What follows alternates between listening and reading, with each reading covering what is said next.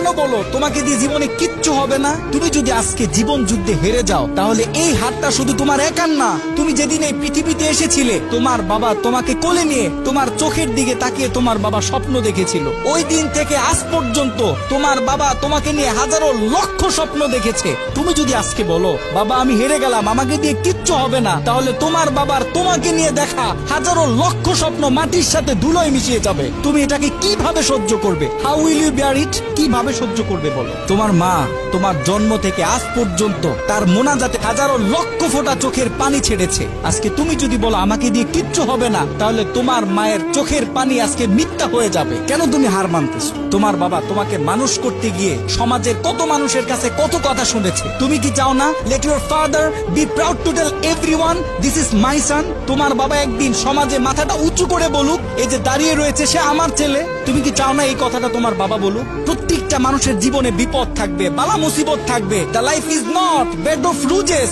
এই পৃথিবীটা ফুল বিছানো কোনো বিছানা নয়। এখানে প্রত্যেকটা মানুষকে সংগ্রাম করতে হয়, লড়াই করতে হয়, বারবার পড়ে যাওয়ার পরেও আবার দাঁড়াইতে হয়। জীবন যুদ্ধে হার মানলে চলে না। তুমি যখন বেশি বিপদে পড়ে যাবে, তোমার চতুর্দিক যখন অন্ধকার হয়ে যাবে, তোমার জন্য সব দরজা যখন বন্ধ হয়ে যাবে, তুমি যখন ডিপ্রেশনে পড়ে যাবে, জাস্ট ক্লোজ ইওর আইস, চোখটাকে বন্ধ করো, টেক এ ডিপ ব্রিথ, গভীর একটা শ্বাস নাও, এন্ড রিমেম্বার